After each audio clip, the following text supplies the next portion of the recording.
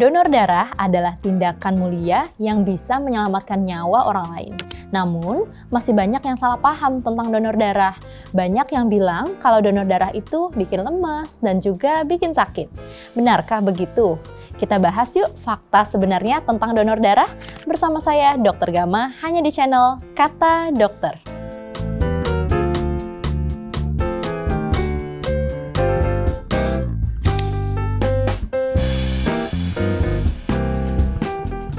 Ada beberapa syarat yang harus dipenuhi untuk dapat mendonorkan darah. Di antaranya, kondisi kesehatan dari pendonor itu, usia, berat badan, kemudian tekanan darah, HB, dan juga suhu tubuh.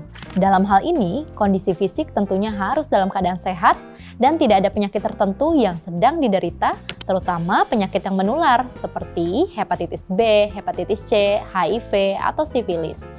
Nah, kondisi pendonor juga harus sehat baik secara jasmani maupun juga rohani.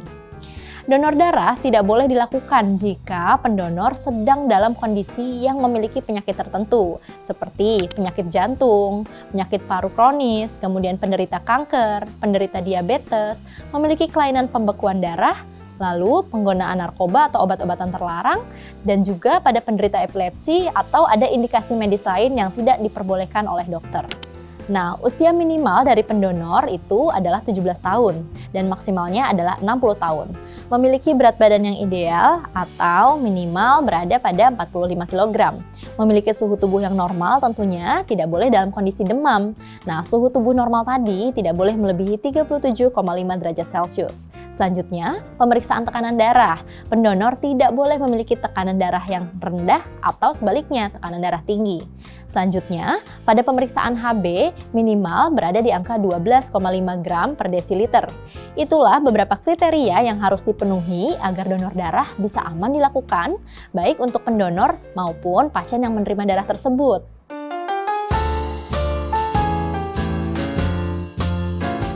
Donor darah adalah suatu proses memberikan darah secara sukarela tentunya untuk dapat disalurkan kepada orang yang membutuhkan, yang dapat membantu menyelamatkan nyawa orang lain. Sebelum dilakukan proses donor darah, pendonor sebaiknya memperhatikan beberapa aturan berikut. Yang pertama, harus tidur cukup minimal 6 jam. Kemudian jangan lupa mengkonsumsi makanan terlebih dahulu minimal 3-4 jam sebelum proses donor darah itu terjadi. Kemudian minum air putih harus lebih banyak dari biasanya. Donor darah ini bisa dilakukan baik secara langsung maupun tidak langsung dengan cara disimpan di tempat penyimpanan yang sesuai.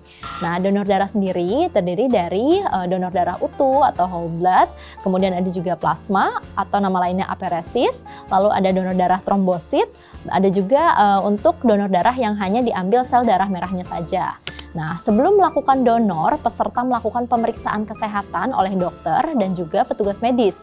Lalu selanjutnya pendonor akan dianamnesa atau diwawancara terkait gaya hidup, riwayat penyakit, dan faktor resiko lainnya. Dari hasil pemeriksaan kesehatan dan juga wawancara akan disampaikan apakah peserta memenuhi syarat atau tidak menjadi pendonor. Lalu jika memenuhi syarat akan lanjut ke proses donor darah.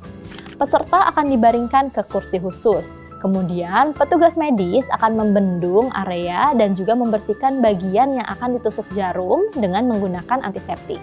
Lalu jarum itu akan dimasukkan ke dalam pembuluh darah. Nah, proses pengambilan darahnya itu sekitar 10 menit ya, kurang lebih, dengan volume darah yang diambil berkisar antara 350 cc sampai dengan 450 cc. Lalu setelah diambil darah, pendonor biasanya disarankan untuk istirahat sejenak dan tidak melakukan aktivitas yang berat dulu. Minum air putih dan biasanya diberikan konsumsi makanan ringan agar mempercepat proses pemulihan. Setelah kondisi aman, pendonor diperbolehkan pulang. Darah yang sudah didonorkan akan melalui proses pemeriksaan di laboratorium untuk memastikan bahwa darah tersebut aman dan terbebas dari penyakit sebelum didistribusikan ke rumah sakit atau ke orang yang membutuhkan.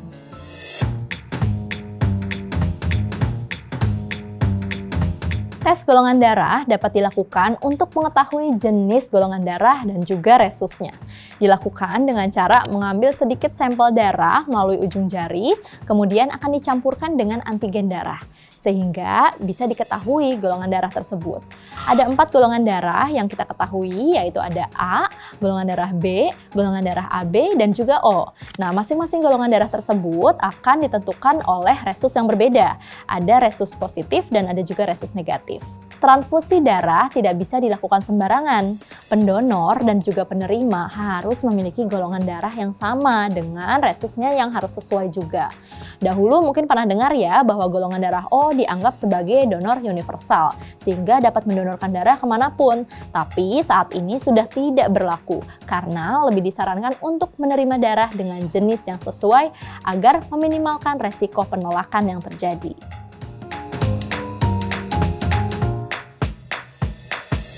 Banyak sekali manfaat yang bisa didapatkan dengan donor darah. Yang pertama, tentunya akan membantu menyelamatkan nyawa pasien yang membutuhkan transfusi. Contoh, pada pasien dengan perdarahan hebat, pasien dalam kondisi pembedahan, kemudian juga pasien yang menderita kelainan darah tertentu. Lalu, donor darah juga bisa menjaga kesehatan jantung dan pembuluh darah dengan menstabilkan tekanan darah. Juga bisa membuang kadar besi yang berlebihan dalam tubuh, di mana kita tahu bahwa kadar zat besi yang berlebihan itu bisa merusak pembuluh darah. Nah, donor darah juga bisa merangsang produksi sel darah merah yang baru untuk menggantikan sel darah merah yang hilang, sehingga tentunya membantu menjaga kesehatan. Screening kesehatan yang dilakukan di dalam proses donor darah juga bisa membantu mendeteksi penyakit seperti anemia, infeksi, atau kelainan tekanan darah. Dan rasa bahagia yang timbul tentunya setelah mendonorkan darah juga bisa memberikan manfaat secara psikologis yang baik untuk kesehatan dari tubuh pendonor. Efek samping yang mungkin timbul biasanya adalah pusing, lemas, nah itu terutama jika kurang istirahat sebelum melakukan donor darah atau belum makan. Anemia juga bisa terjadi terutama jika terlalu sering mendonorkan darah tanpa pemeriksaan yang baik dan dengan jarak yang terlalu dekat, tidak sesuai dengan aturan yang sudah ditetapkan. Bisa timbul juga rasa nyeri atau memar di tempat penyuntikan. Kemudian ada juga beberapa yang muncul rasa mual, bahkan mungkin ada yang pingsan ya, terutama jika belum terbiasa dengan pengambilan darah menggunakan jarum dengan ukuran besar. Lalu bisa juga terjadi penurunan tekanan darah, namun itu bersifat sementara ya, akan kembali normal. Tapi secara umum manfaat dari donor darah akan lebih banyak dibandingkan dengan efek sampingnya. Jadi jangan takut ya untuk melakukan donor darah.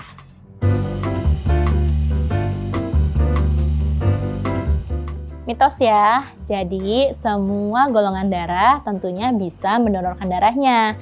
Namun nanti pada saat proses transfusi darah, memberikan hasil darah tersebut ke orang yang membutuhkan itu harus diperiksa terlebih dahulu.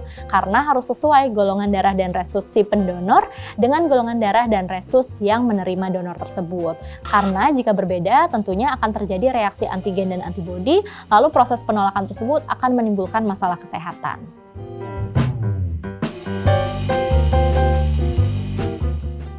Bisa fakta ya, tapi memang tidak secara langsung. Hal tersebut bisa mempengaruhi metabolisme dalam pembakaran kalori di dalam tubuh. Jadi, pada saat proses kehilangan darah, tentunya berat badan juga akan sedikit mengalami perubahan ya atau penurunan sesuai dengan jumlah darah yang diambil. Tapi memang tidak terlalu signifikan.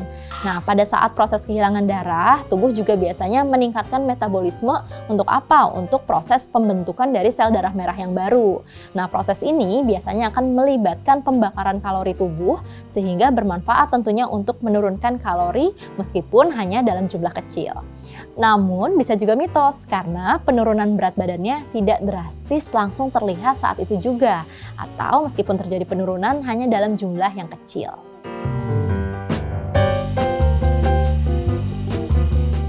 Mitos ya teman-teman. Nah, donor darah ini sebenarnya disarankan dilakukan minimal 12 minggu atau kurang lebih 3 bulan ya sejak donor darah yang sebelumnya.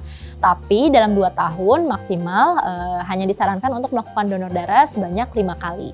Setiap tetes darah yang kita berikan bisa berarti segalanya bagi orang lain. Jadi, tunggu apa lagi?